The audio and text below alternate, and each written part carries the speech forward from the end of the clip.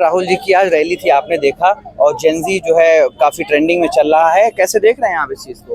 तो मैं तो पहले आपके चैनल का बहुत बहुत शुक्रिया करता हूँ, आप लोग यहाँ आए। तो जिस तरीके से आज आप लोगों ने देखा ही होगा, सबसे ज़्यादा जनसंख्या यहाँ युवाओं की थी, जो अभी तक हमको बता सकती है कि अभी छात्र की आवाज़ इतनी बुलंद है कि सत्ता पलट सकती है।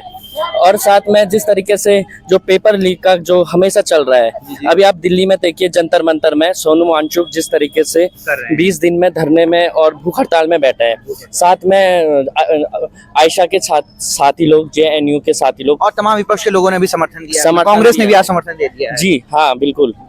और सर मैं ये पूछना चाहता हूँ आपसे, एक चीज मुझे बताइए, राहुल गांधी जी से आपको कितनी उम्मीदें हैं? बस इस सवाल का जवाब आप हमें दे दीजिए। आज आप रैली में आए, कितनी उम्मीदें हैं आपको राहुल गांधी से? नहीं, राहुल गांधी से तो हमें उम्मीद इसलिए है क्योंकि वो एक विपक्ष के लोग हैं, क्योंकि विपक्ष की ताकत बहुत ज्यादा रहती है, तो इसलिए विपक्ष की जो ताकत है उनकी, इसलिए हमको बहुत उम्मीद है उनसे। आप एक सेकंड, आप बिहार हो, आप क्या कह रहे हैं राहुल जी? मैं कह रहा हूँ कि वो लड़ भी तो रहे ना युवा के लिए। अब जैसे पेपर लीक हुआ है, सबसे पहले उन्होंने आवाज उठाई है पेपर लीक के लिए। आप बताइए, अब जंतर मंतर पर सोनू वांगचुक बैठे हैं, ठीक है, वो एक साइंटिस्ट है हमारे देश के, उन्होंने हमारे देश को रिप्रेजेंट किया है। आप खुद बताइए, वहाँ पे अभी तक कौन सा बीजेपी का एक कार्यकर्ता या फिर कोई गया हो? अच्छा, आप कहाँ के रहने वाले हैं? मैं लोग देहरादून से, यहाँ उत्तराखंड से ही हैं। मैं ये सवाल करना चाहता हूँ, राहुल गांधी के अलावा क्या आपको कोई और विपक्ष का नेता नहीं सही लगता है? नहीं देखिए, अखिलेश जी आपको कैसे लगते हैं? नहीं, अखिलेश जी अपने यूपी में कर रहे हैं वो अपना काम, पर जो अपने नेशनल की बात मैं करना चाहूंगा तो राहुल जी हैं जो अपने अच्छे उससे कर रहे हैं। अच्छा, एक सर आप क्या कुछ कहना चाहेंगे? आप क्या नेतागिरी में क्या आप लग रहा है कुर्ता पजामा से नेताजी? मैं भारतीय युवा कांग्रेस का सदस्य हूँ, मेरा नाम कुंदन यादव हुआ।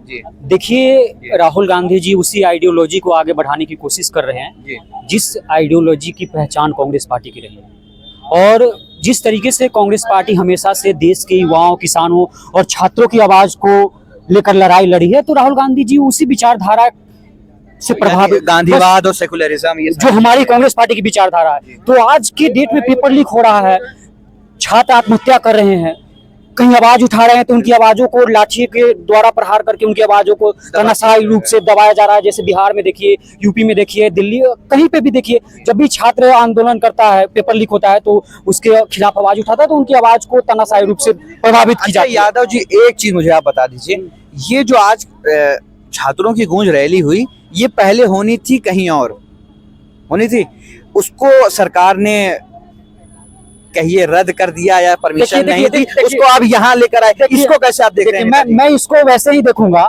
जिन लोगों का योगदान देश की आजादी में, जिनके बाप दादाओं का योगदान जीरो रहा है, उनकी मानसिकता हमेशा जीरो रहेगी। आप किसकी बात कर रहे हैं? मैं भारतीय जनता पार्टी की बात कर रहा हूँ। वो RSS ये सारा कुछ बोलते हैं ना, तो उनके पुरख जो थे, उन्होंने कभी देश की आजादी के लिए लड़ाई नहीं। तो जिसने आजादी के लिए लड़ाई नहीं लड़ा, जिसने संघर्ष नहीं किया, वो आज छात्रों की संघर्ष को क्या जानेगा, देश के युवाओं, किसानों के संघर्ष को क्या जानेगा? तो ये डर गए थे कि वहां पे ज्यादा संख्या में लोग आएंगे मैदान पे, तो ये भारतीय जनता पार्टी पूरी तरीके से डर गई। नरेंद्र मोदी जी डरे हुए हैं, 12 साल हो गया मीडिया पे आए नहीं, एक बार भी नहीं आए, एक बार भी नहीं। तो नरेंद्र मोदी तो डरे हुए हैं ही, उसके बाद धामी जी तो डरे हुए, धामी जी, मोदी जी प्रधानमंत्री हैं, राहुल गांधी, देखिए मोदी जी प्रधानमंत्री हैं, डरे हुए हैं, आप कह रहे हैं, बताइए। देखिए, मैं बता रहा हूँ अंकल, एक मिनट, मैं बता रहा हूँ कि ये एक ऐसे प्रधानमंत्री है जिन्होंने 12 वर्षों में एक बार भी भारतीय मीडिया के सामने आकर दो शब्द नहीं बोला है। अब भारतीय मीडिया क्या विदेश में भी जा रहे हैं तो देश की नाक कटा करा कर रहे हैं, विदेशी मीडिया भी उनसे सवाल पूछ रहा है तो भाग रहे हैं। तो ये तो विदेश में जब भागते हैं तो देश की छवि खराब होती है ना।